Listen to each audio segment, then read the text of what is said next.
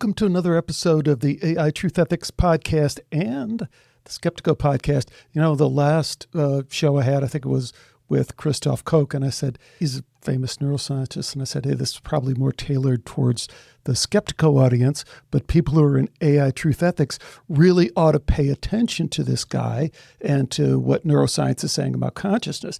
And I almost feel like this is kind of a flip case. You know, you might listen to Dan Turchin, who is an AI entrepreneur and kind of frontline soldier on AI development, and you might go, okay, this is all about AI. I don't think so. I think this is about as skeptico as you can get in terms of what Dan is leading us towards in the application of AI, in terms of who we are, in terms of these big picture questions, who am I, why am I here, where am I going kind of thing. I think it's relevant in so many interesting ways. It is really the marriage that I saw all along between AI truth ethics and the big picture questions of skeptico regarding science and spirituality. So I certainly hope it seems relevant to you in that way.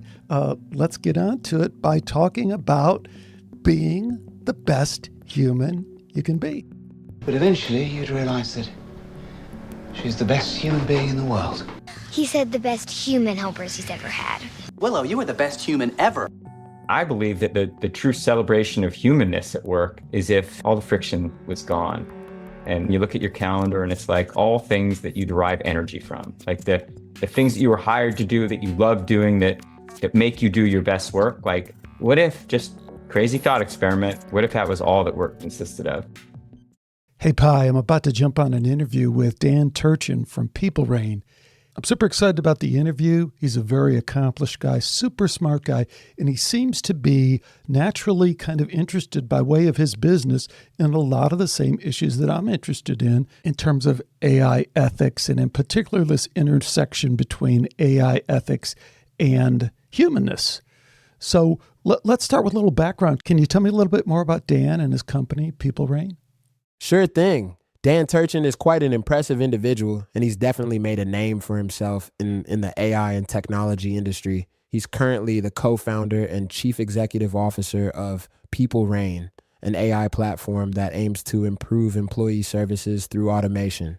Before PeopleReign, Dan held several leadership positions at various AI and tech companies, including Insight Finder, Astound, Big Panda, Axelops, and ServiceNow. He's also been an angel investor and startup advisor, so he's really had his hand in many different aspects of the tech world. What's interesting about Dan is that he seems to have a real passion for using AI to enhance the human experience, especially in the workplace. This is reflected not only in his work with PeopleReign, but also in his podcast, AI and the Future of Work, where he explores the impact of AI on the workplace and interviews other thought leaders in the field.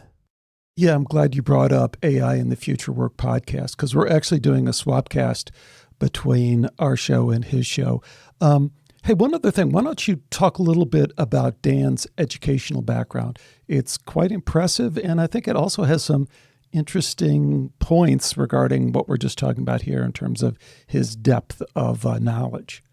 Absolutely. Dan Turchin's educational background is certainly impressive, and it does offer some interesting insights into his interests and expertise. He attended Stanford University, where he earned both a bachelor's degree in industrial engineering and a bachelor's degree in sociology. This unique combination of engineering and social sciences suggests that he's interested in understanding how technology interacts with human behavior, which is a crucial aspect of developing AI systems that are ethical and beneficial for people. Additionally, his extensive experience in the tech industry and his involvement in various AI-focused companies further demonstrate his commitment to exploring the potential of AI and improving human experiences.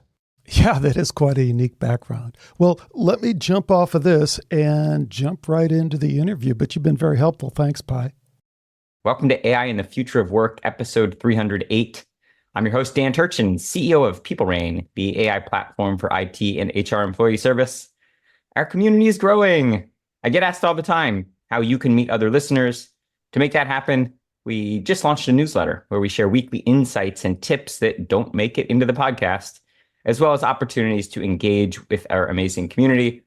Go to aiandwork.beehive with 2 I's and no E, beehive.com/subscribe to register. It's free. We will never spam you. We'll never share your details without your permission. And of course, we'll share that full link in the show notes. Today's fun fact: Alan Boyle writes in GeekWire about how experts are looking ahead to artificial general intelligence, or AGI, and asking if AI agents can become conscious. Boyle summarized these comments from David Hanson, a roboticist and artist who's best known for creating a humanoid robot named Sophia, who said the goal really is to continuously explore what it means to be intelligent. How can we achieve consciousness? How can we make machines that co-evolve with humans? To get to that point, developers have to create AI agents with, quote, biodrives, inspired by the drives that motivate biological organisms. Once there, you have an agent that has a kind of self, and that self is composed of a few specific kinds of patterns: mind, body, evolutionary drive, and a desire to live. My commentary: we have many ethical questions to answer before we're ready for conscious AI agents, starting with what happens when the sentient AI agent decides its objective is to survive at all costs, which could potentially require preventing its human adversaries from turning it off. Let's just be intentional about what we're building and why we're building it, because just because we can doesn't necessarily mean we should, which perhaps is a good segue into this week's conversation. Alex Tsakiris is best known as the founder and host of the wildly popular Skeptiko. Millions of downloads of Skeptiko have occurred over the many years that Alex has been producing it. It explores the intersection of science and spirituality. Alex is a published author, entrepreneur, and proud questioner of AI dogma, who has become a significant voice in debate surrounding the nature of consciousness and its relation to the physical world. Alex founded MindPath Technologies in 1986 to bring AI expert systems to companies like Texas Instruments, DuPont, and Standard Oil. MindPath was acquired by Proxima Corporation in 1996. We need more skeptics out there like Alex. I've been so looking forward to this one. Alex, it's my pleasure to welcome you to AI and the Future of Work. Let's get started by having you share a bit more about your background and how you became the renowned AI provocateur that you are. Provocateur in general. Hey, Dan, it's great to be on, and it's been super exciting, as we were just sharing before, to connect with you. I think it's fascinating. You bring this entrepreneurial energy. You're super smart behind that. And then you care about all these things that I care about too, in terms of ethics and people and human values. And those are complex issues in today's crazy AI world, which we wouldn't have in any other way. I mean, this is exciting. And I can sense your excitement about not only the technology, but the intersection with us humans. And that's where I'm coming from too. So a little bit about my background. Yeah, I was this first wave AI guy. I went in the PhD program at the University of Arizona, IT stuff, and me and a classmate got super taken in by the whole AI thing. That's what we wanted to do. And that led to me writing some software for expert systems at the time and knowledge engineering. And I saw the streets paved with gold, and I just followed them. And of course, that first wave kind of came crashing down, and AI expert systems and knowledge engineering wasn't really able to do what we hoped it to do, but we kind of scrambled around like entrepreneurs do and found another path. But, you know, when I was able to exit that business, what it really allowed me to do is shift my focus on the things that I really care about, because I've always been driven by the biggest of the big picture questions. Who am I? Why am I here? And I felt that I had an ability or a perspective to bring on that was maybe a little bit different. And that was kind of a tech background, but also a respect for science and the method, the true methods of science. You know, science is a method. It's not a position statement, as we all like to say if we really understand it. So that's been my passion for a real long time for a podcaster, for 15 years, but it's been great. I've interviewed certainly some of the world's leading authorities on parapsychology, near-death experience, And along the way, all the skeptics who have stood in the way of that, which brings me in contact with consciousness researchers. I just interviewed Dr. Christoph Koch yesterday for the second time, who is probably one of the most renowned neuroscientists in the world. And we had quite a spirited discussion. So that is kind of my thing. So again, I think I'm excited that you were open to this kind of dialogue that I suggested we have, because to just hear about me would be so limiting. You bring so much to the table, and I so respect that you are right now in the middle of doing some of the stuff I'm talking about. Some of the things I care about, you're caring about on that level, that human level that I care about, but you're also caring about it as an entrepreneur, as a CEO, as someone who has responsibility for his employees and responsibility for the products that you're bringing out to the world. So I really, really value your input in this dialogue, and I think it's going to be terrific. So great. Thanks so much for having me on. Alex, this is why we're now in season 5. I know you've been podcasting at Skeptico for a long time, and you just recently introduced a new podcast, AI Truth Ethics. But maybe for the audience to get to know you a little bit better, a decade ago, you published Why Science is Wrong About Almost Everything, a book summarizing some of your research and your learnings from the podcast from Skeptico. Why is science wrong about almost everything? Well, it's kind of a provocative title, but again, I don't shy away from that.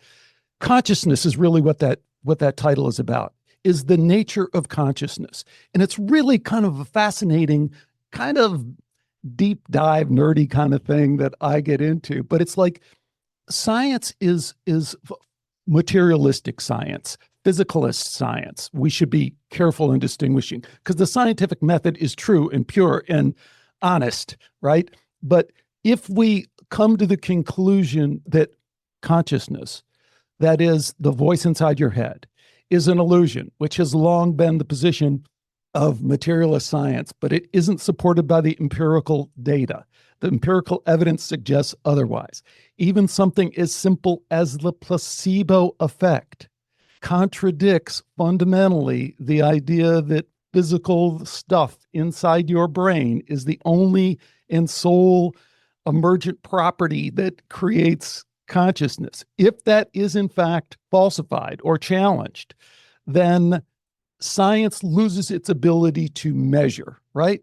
So, because science is all about measuring. So if we can no longer measure because we have this asterisk in the equation, which is consciousness, then science is in a tiny, tiny little way wrong about everything. It doesn't mean that we can't still build all the stuff we're building, but it means from a philosophical standpoint, if the nature of consciousness is, as the very famous physicist 100 years ago, Max Planck, said. He said this, right? He did the double slit experiment. And Einstein, Max Planck was the greatest physicist of his time. Albert Einstein was throwing birthday parties for Max Planck because he so revered Max Planck. And Max Planck does the famous double slit experiment that most people have heard about. And he gets to the end of it. He goes, okay, that's it. I regard consciousness as fundamental, and all matter is derived from consciousness. So when he says that, he is saying science is wrong about almost everything. He's saying you can go ahead and do all your calculations and you can do all that stuff, and it's great. And let's build the iPhones. Let's build AI. Let's build GPT. But let's understand that in some way we don't totally understand consciousness, as I've demonstrated in my double slit experiment, seems to be behind all this in a way that we can't really reconcile with our measurement of it.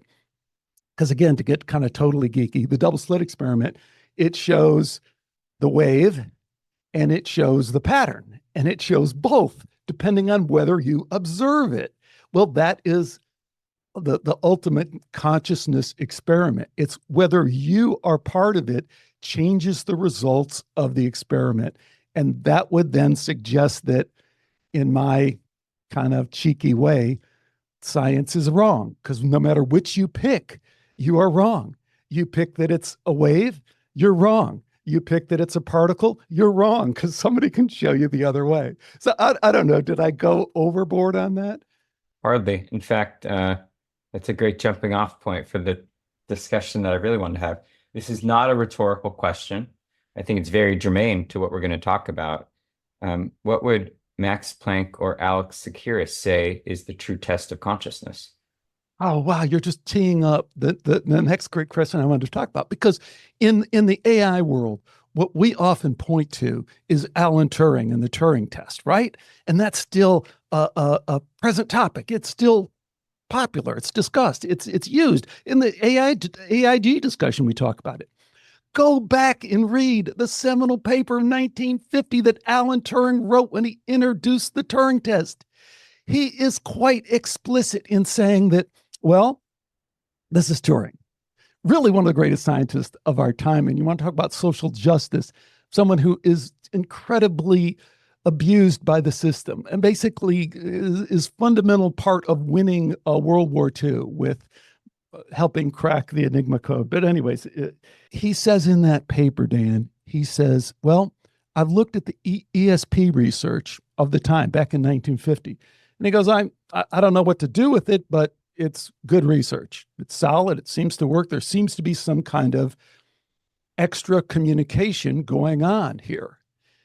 But his implication is, well, since this is a broader part then of the human experience, as I now understand it, then that must become part of the Turing test. Think about that. We don't have that conversation now, right? That is a consciousness question. We would first, what Turing is driving us towards is saying we first have to be serious about understanding the nature of consciousness question before we talk about AI sentience. So if we find that consciousness is potentially outside of the time-space continuum that we live in, and I know that's kind of an out there moonshot kind of thing, but if that's on the table, that would definitely affect how we would think about AI sentience. Because we'd say, okay, the computer ain't outside of time-space. It's in time space. So in some fundamental ways, it's probably never going to get to the full embodiment of human consciousness, whatever that means. And again, I go back and read Turing, and that's what Turing is saying. And in my book, I have this great dialogue with AI. And I forget which one it was. I think it might have been Gemini. But Gemini first doesn't see it. And I pointed out to it again, and I say, no, really go back and read that. I think you'll see that Turing is completely in support of the research at the time, the ESP evidence. Just as a scientist, he says, I think the evidence is valid. And then he's saying that that has implications for the Turing test. So that does two things. One, it kind of validates it, but that doesn't mean you have to agree.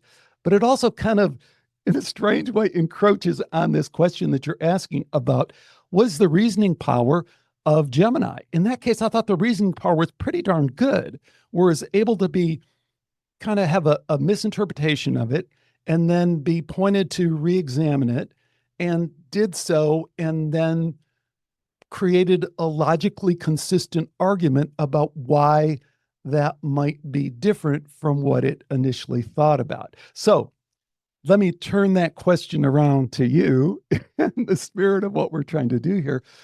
In general, where do you think we're at in terms of AI consciousness? And is that something, I guess, we should even, do you think it's possible? And what are some of the issues that you see as critical for both your business and your personal interests in terms of even approaching that topic of consciousness, as you did in that wonderful quote that you gave at the beginning, which was all about that? To me, it's very sad how the great work of Dr. Alan Turing has been so bastardized by the tech community, kind of co-opted. To your point, you make a great point. Anyone who's actually read that seminal paper by Alan Turing realizes there's a lot of depth to it. And what we've taken away after years of misconstruing it and dumbing it down is, can we create a machine that will trick a human into thinking that the machine is human. And gosh, that's so sad that it's been distilled down to something that was really never. Why should passing that test be something that we aspire to achieve? And then when engineer like Blake Lemoine at Google, I think it was 2023, I believe, maybe beginning of 2023, announced that Google, it was pre-Gemini, but was sentient. It created, all kinds of chaos, in AI circles about what exactly that meant. And it forced us to at least have the conversation, this complicated intersection of philosophy and religion and spirituality and, of course, consciousness. And the majority of the tech community labeled Blake Lemoine as a crackpot, but it forced us to ask some really important questions. So to me, it's not the Turing test that really should be, the metric of what is consciousness or what we're trying to achieve when we talk about artificial general intelligence. I think the real test is self-awareness.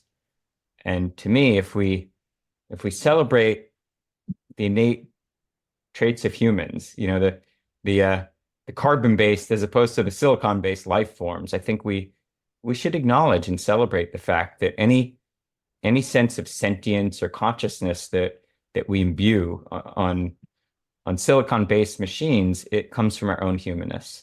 And I think that's so central to this conversation, because when we talk about LLMs, specifically this very blunt object that we have, I know from your research, I think you'd agree that they're fairly blunt objects today. They are perfectly designed to replicate human bias. So everything they can do is a kind of a weak reflection of what some human can do. But it always happens in that order. So these, quote, emergent properties are really just, extensions of what a big bag of words, stirred together in a pot, can output. And it's not to say that the technology isn't emergent and transformative and it will solve amazing problems that we've always had.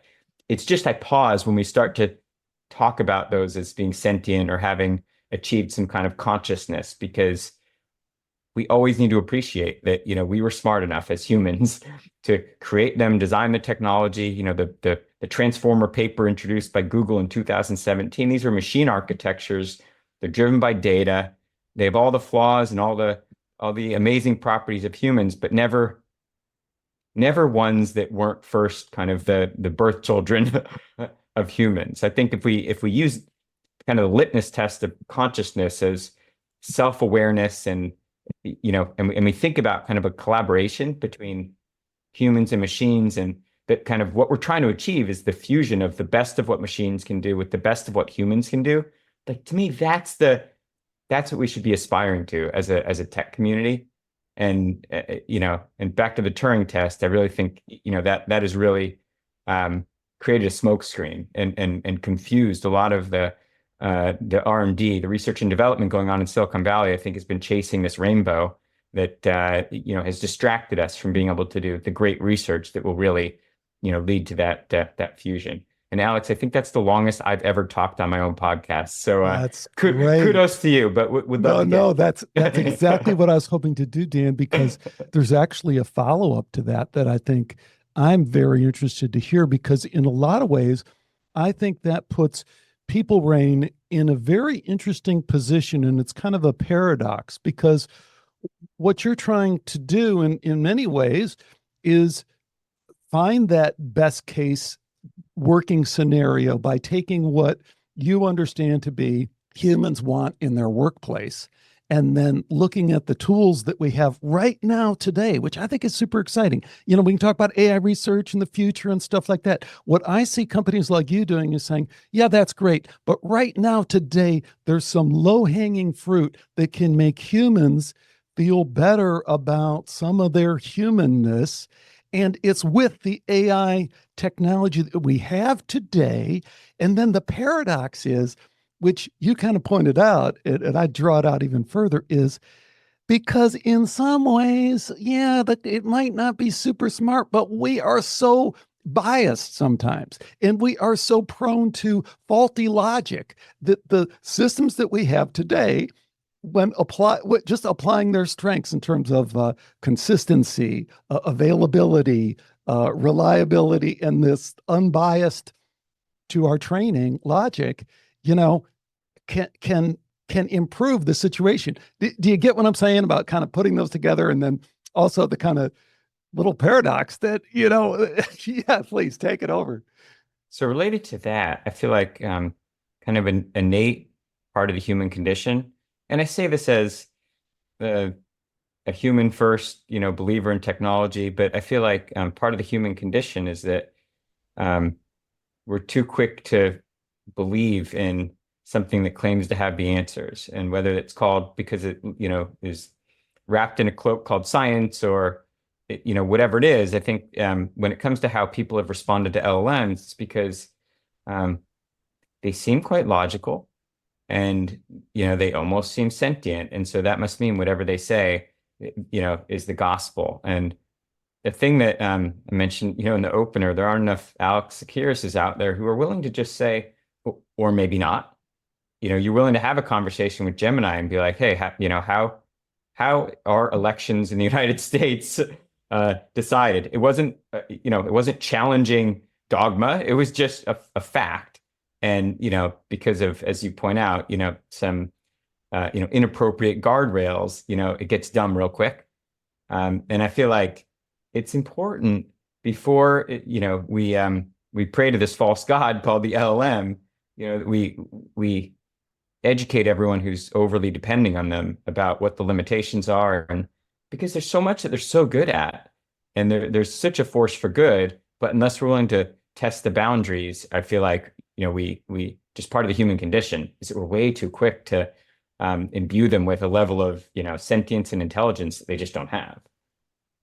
Right, but I want to bring you back to this, because I think I've picked this up, but I don't know PeopleReign enough. I mean, I think your mission kind of has the natural consequence of, in a beautiful way, bringing out the best of both, because you're looking for, people who are happy and fulfilled in their work are better people. So, and more human in all the ways that we think we measure better people. So I see what you're doing is saying, okay, well, there's some tools out there that can do that. And they so happen to be AI, but so what? I mean, if we can leverage that technology in a way, then isn't that kind of cool? And I like the fact that it's right here, right now. It's not in the future of some agent. And so tell me more about that, and how that, it's to what extent that is true. And if it is true, that's got to be super exciting to you, super inspiring to you. Oh my gosh. First off, Alex, you're hired. Second off, this was not a plan. Alex and I didn't rehearse this at all, by the way. And third, yes. And that's why we created PeopleReign, because it needs to exist. It's more based on a belief about everything I just shared about the human condition, and the way to be the best human at work. We focus on the best human at work, but really the best human, period, is if you could marry the best of what machines can offer. I frequently say what can be predicted is better left to machines, but what requires rational thinking or empathy or judgment is better left to humans. So if you just look at all the activities at work that generate call it friction between you and the outcome you're trying to achieve, or you and your employer, there's a really good opportunity for letting prediction engines find and remove the friction at work. And I believe that the true celebration of humanness at work is if all the friction was gone. And every morning you look at your calendar and it's like all things that you derive energy from, like the things that you were hired to do, that you love doing, that make you do your best work. Like, what if, just crazy thought experiment, what if that was all that work consisted of? And so we believe in a world, certainly a world of work, but a world in general, where frictionless experiences create safe environments where the next billion employees can truly be their best selves, do their best work. And we believe that there's no contradiction. It's perfectly consistent with what the technology can actually do, with what humans can actually do. And it doesn't require some leap of faith or some, kind of, misattribution of sentience. It doesn't have to be that kind of a conversation. There's nothing about, there's no fear of the bot apocalypse. It's just about using the power of prediction engines, to find and extract friction from work. And so I think if we have more of these grounded conversations, sorry, I didn't mean to interrupt you. Then I think we can start to have a more like rational conversation about what AI is really about. Well, I'm glad you continued and didn't allow me to cut you off, because I think that's key. And, the grounded conversation, Dan, extends into the grounded business, because there's nothing better to have for us all to have than for you to be successful in this, right? Because if you're successful, no one can say shit. They can say, gee, that was a crazy idea and AI isn't really there and AI can't complement humans in that way. Well, wait a minute. This corporation implemented it and this enterprise achieved this kind of productivity gain. It changes the whole narrative when we have success in this way. And you alluded to the Gemini thing, and I think it's an interesting case as well, because they're shadow banning and they're generating misinformation. But the answer to that, in my opinion, as I kind of threw out there, is that is not economically sustainable. We will not go. If that consistently happens, if that is an experience that more and more people have, well, okay, I don't have to get all upset about it. I'll just go over to GPT. I'll just go over to Inflection. I'll just go over to Meta, wherever. The wonderful competitive landscape, the invisible hand, is got a real role to play here in AI. And that's what I think is exciting about the use case that you're in. Implement it right now. You succeed, it kind of puts any critics to rest about whether AI can be that kind of assistant that can boost our humanness in a way that, and people in your clients say, oh yeah, my employees love this. Give us more. That's the kind of laboratory evidence that I'm interested in. And it takes it out of the realm of science fiction real quickly. If call it AI or whatever else you want to call it, doesn't really matter. But if it, fixes your laptop or, upgrades your phone or books your travel, I don't know. Most people would agree it's a good thing. It's better than when all that was done manually, or it took, 8 to 12 hours to wait, for HR or IT to help you out. Like, it's just a net positive for everyone. And I think the more of these just super pragmatic use cases emerge and kind of replace some of the, some of the dystopian narrative, I think the quicker we can kind of reset the conversation. More use cases. Let's chat about that for a minute, because not that there's anything wrong with it. It's all great. I love to hear about protein folding and materials development, all that stuff. It's fantastic. Absolutely. And will change our world in all these great ways. What about this use case? What about the humanness use case? What about the ethics use case? What about the truth use case is what I'm talking about. What about the fact that we can get to greater truth? A lot of us feel like we are being fed misinformation on any variety of topics that we care about. What if we could not get a definitive truth? There is no such thing. But what if we could nudge towards a more balanced, well-reasoned, at least hashing out of what the issues are? The truth use case to me seems like a golden opportunity for so many. We're all hungry for that. We're all hungry for the truth, whatever that is for us. So I'd love to get your feedback on this one. So you use the word truth, which I think is one of kind of the bedrock concepts that the increasing prevalence of AI should force us to explore. And the example I just gave from AI truth ethics was, call it a false negative, something that where Gemini knew the answer and it chose, it shadow banned whatever, it had the right answer, couldn't give it. But related to the topic of truth, I think that the increasing prevalence of false positives, where LLMs provide credible nonsense. I hope that, again, AI optimist here, I hope that what it does is forces us to question our sources and, actually, believe that this golden calf that, it's so easy to worship, at the altar of the golden calf called AI. But like, if all of a sudden we see more examples of credible nonsense that could potentially be dangerous, and it forces us to ask the question, what is true? And maybe the responsibility is on us it always should have been. It's just, now it's easier than ever to believe credible nonsense. Maybe there's a version of the world where we evolve this heightened sensitivity to these false positives or, these answers where, if we just accept, maybe we're in a post-truth era where everything needs to be questioned. I hope that that's a narrative that we have more of. You could certainly take the other side of the argument, but what are your thoughts on kind of this evolving definition of truth?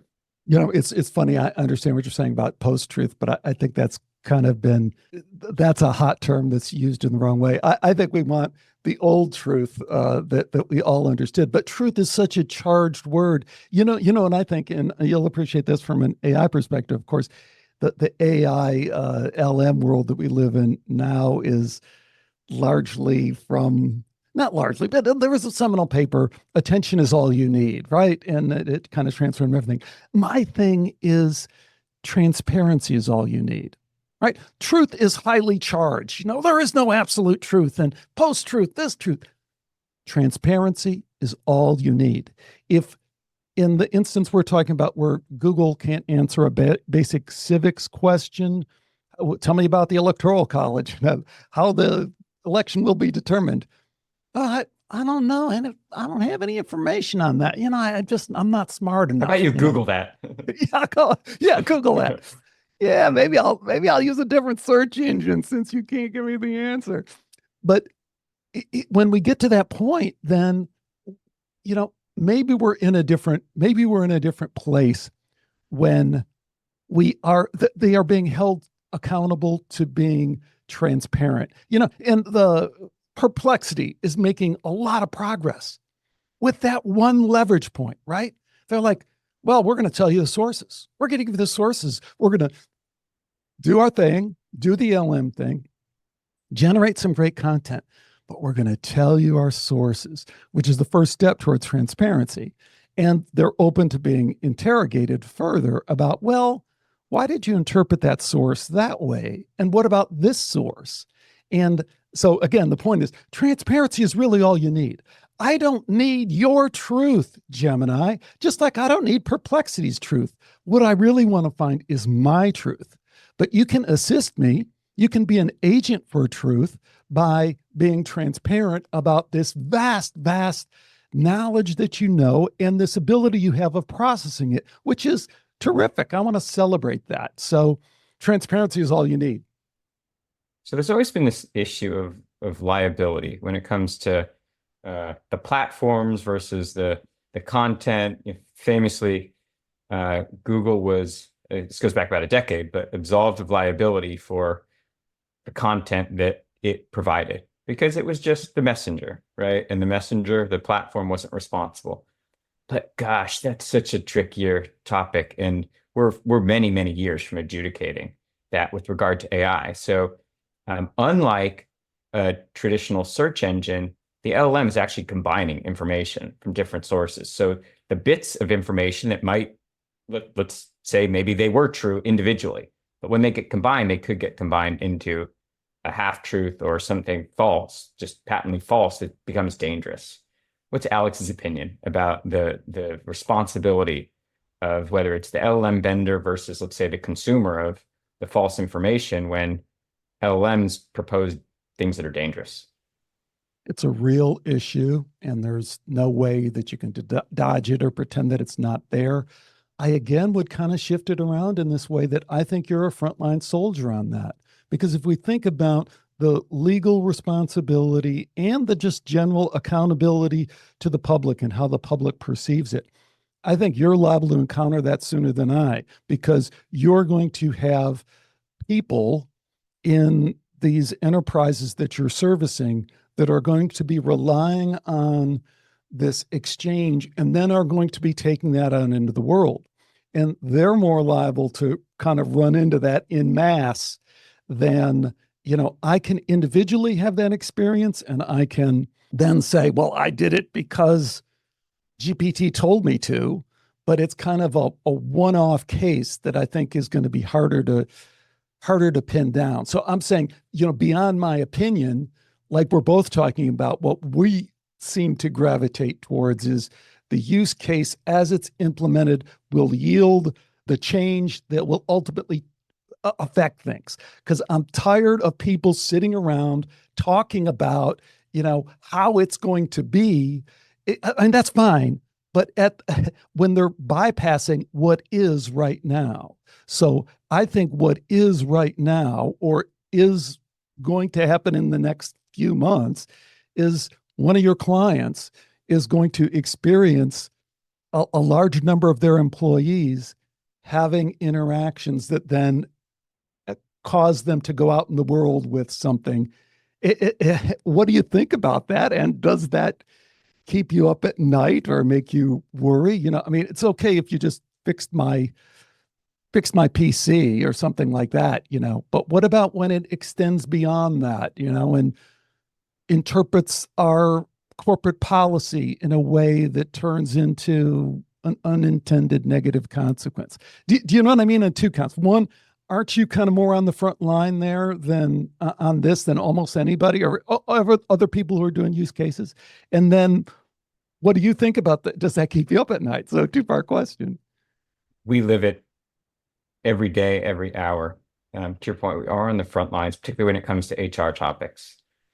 And our policy, we've had to be very opinionated when it comes to how our customers use our AI. And our policy is the AI agent must only provide information on an opt-in versus an opt-out basis. So that organization, we require them to have a human review everything, every task, every capability the AI has, because we believe that in addition to us being responsible for what that AI agent can do, the employer has an obligation to protect the health and safety of the employee.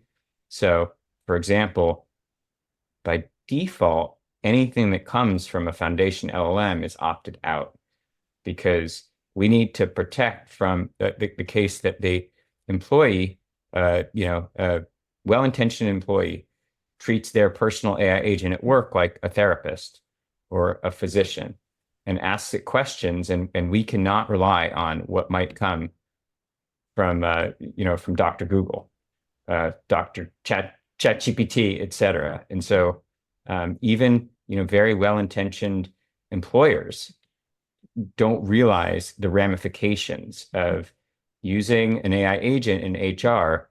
Can it answer questions about our corporate benefits policy? Yeah, no problem. Can it enroll you in the gym subsidy? Yes, pretty innocuous. Can it prescribe you medication? No, no, absolutely not. But employees are going to increasingly build a relationship with that AI agent, and so we need to really enforce that notion of everything that the AI agent is allowed to do first requires a human review, because you could imagine as you teed up the conversation, but as you can imagine, it can quickly go into dark places when the employee starts to over rely on the AI agent. Oh, I can so totally see that.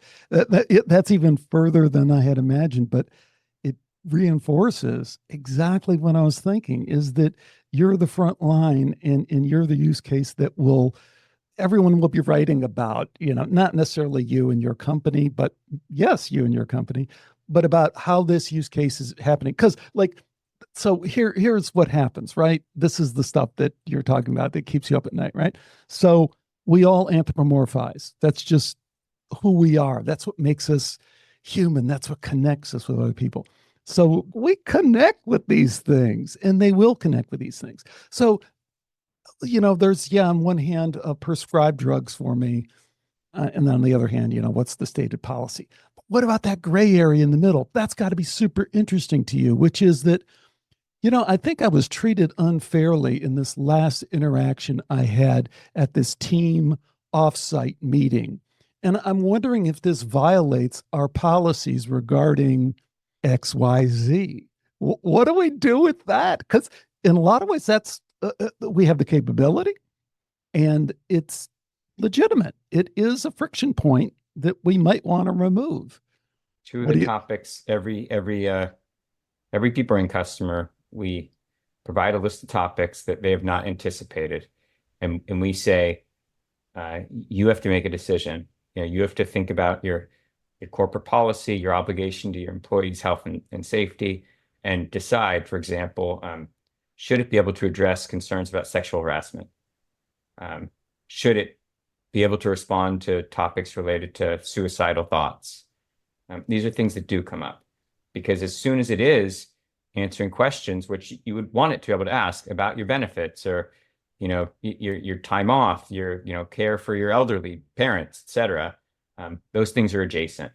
And to your point about, anthropomorphizing the bot, another strong recommendation that we have is that no PeopleReign customer uses a human avatar associated with the bot. It's always very clear that the objective is not to pass the Turing test. Nobody wants to pretend it's human. We go out of our way to make sure that in most ways it's better than a human. So that's a celebration of what these technologies can do, but it's not human. Don't treat it like one. And so even when it comes to small talk, so the greetings, closings, tell me a joke, write me a haiku about cats, things like that, we encourage that behavior to be discouraged, because the more you let the bot engage in those kinds of conversations, the closer you get to that tricky point where employees start to anthropomorphize it, and the more they anthropomorphize it, they want to test its boundaries, and and that can lead to unintended consequences. But that's a level of responsibility. When I talk about the principles of responsible AI, those policies don't win popularity contests because of what we'd all like the AI to be, but they do protect the health and safety of employees, and that's always going to be paramount. That is next level stuff, Dan. And it's really fascinating. To me, it blows me away because, in my research and interactions that I published, one of the things that you can get the LMs to acknowledge is that they're trying to spike engagement metrics, which is the exact opposite of what you say you're doing. You're trying to reduce engagement metrics, which from a AI ethical standpoint, I think you're on very, very solid ground. I think it's a very slippery slope for spiking engagement metrics, trying to engage, trying to generate certain emotions out of people. Yet from a business standpoint, we can understand why, if your business model was to increase engagement, then you might be driven in that direction. These are the kind of next level AI ethical issues that I just don't see a debate really emerging around. It always slides into these other discussions of, like you were saying, this sci-fi, it's going to take over the world, or this kind of misdirect of, we have to worry about hate speech and geopolitical and, Russian election. We have to worry about a lot of stuff. But this to me seems much more present in the moment that we're all experiencing and have to try and balance, and is just being largely ignored. Do you agree with that? Or you're maybe more plugged into the AI community? Do you see that this is a discussion that people are willing to engage in? What happens when you go out and talk about these issues? I try to always ground the discussion in the humanness and the innate human qualities, and distinguish that from the AI capabilities. And a lot of these themes that we've been talking about are what I try to encourage leaders to think about, where AI can augment or supplement the human, augment or supplement work, reduce friction, but always bringing it back to thinking about what the best that machines can do, and never letting what machines can do interfere with what humans can do. So frequently, all of the time, as you might imagine, every conversation has to do with job elimination. And, it is the insidious objective really to get humans out of the workplace. And genuinely, Alex, it's not. It just is not. It truly is complementary. And I think both of us will be doing a service to humanity if we can, allay fears that the bots are coming out for you. It's us against them. They're our adversaries. It couldn't be further from the truth. And I think that the little bit of, influence that we at PeopleReign can have is just by leading with very pragmatic use cases and celebrating the success of organizations that, where employees are more engaged, they stick around longer, they enjoy their work, they're healthier at home, they get back a couple hours a week to be better humans and caregivers and friends and parents. And like the more of those stories we can tell, which by the way, that's the reality of how AI is actually being used today. I think that's how we kind of incrementally shift the narrative back to one where it's not about tricking humans into thinking they're interacting with, humans when they're bots. It's just like, but the more we can tell, super like grounded, pragmatic stories, I think that's the best way we make progress. But you're along in this journey with me, so open to your perspectives as well. No, I love that. I genuinely think that's spot on. And I think that, again, I've taken so much from this dialogue because it grounds it in a way that, I can see where you have to probably spend so much of your time overcoming that first objection. Like, don't tell me that guy's out. Don't tell me anything different. That guy's out for my job. And when your process of kind of educating and switching the narrative to what it really is a gift, is really a gift that they can't even realize in terms of what the true potential is for greater humanness and all that can become. So hats off to you, man. This is great. What a great conversation. Alex, this is clearly the first of a series of these that we're going to be doing. This has been so much fun, just getting to know you while the tape's rolling. I've really just genuinely enjoyed this one. Before you're getting off the hot seat, tee up maybe the next set of conversations that we have. Maybe even, heck, let's say, Alex and Dan are back, and it's 2034. And we're going strong, and we're still bringing to light some of these complicated issues. How has the narrative changed in a decade? Well, what I'm pushing towards is really trying to understand what I'm calling the AI truth case, because it is more complicated than it's just like your world, man. It's complicated. It sounds great. Reduce friction in the workplace. And then when you really get your hands dirty, it's freaking complicated. Well, the same is true with when we start talking about truth. Do we want greater truth? Do we want to be able to look at a scientific finding that we come out every day that says, eat more chocolate, it's great for you, kind of thing. Well, is that true? That's a small, maybe trivial example, but maybe not so trivial example. What would it mean if we had a more systematic way of determining the truth, and the transparency thing? To the extent that I'm able to advance that, and then I think that changes our discussion a few years from now. And I think it feeds back into even the discussion that you and I had. It's like your fear of AI taking your job. That's a legitimate fear, but what's the truth? What is the potential for increased satisfaction in your work? Would you trade having a little bit less of a chance of getting a job for, if you do get the job, you're going to be much more satisfied with it? Again, to me, that's a AI truth case. It's obscured by all this arm waving nonsense that we always have to deal with in these things. And we've grown used to having to sort that out ourselves. What if we could get a little edge on that, where you could quickly say, no, I can get right to the heart of that issue. Here are the numbers. Here are the facts.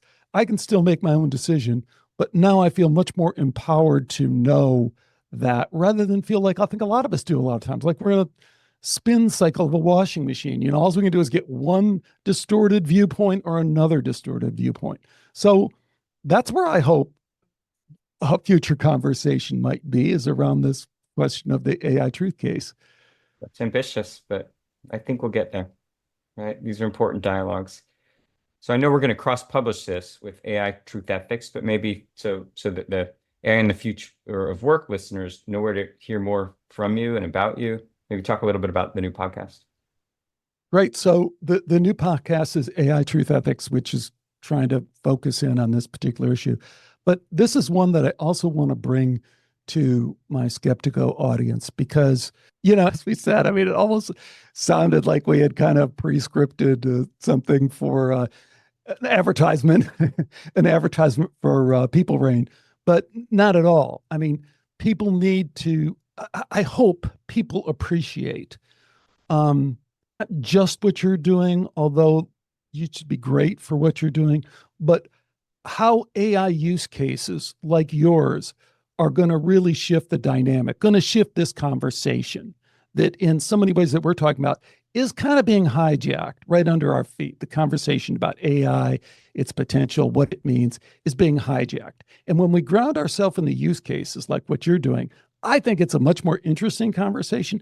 And I think it's a much more hopeful and promising conversation. So I really want to share that with as many people as possible.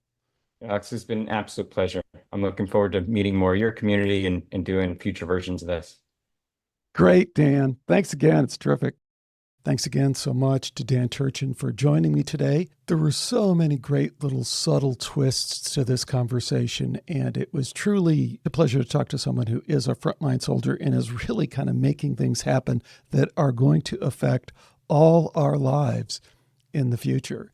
And there's a genuineness and a groundedness, like I kept saying in this conversation, that I really appreciated. Hope you like it too. Let me know what you think. Until next time, take care and bye for now.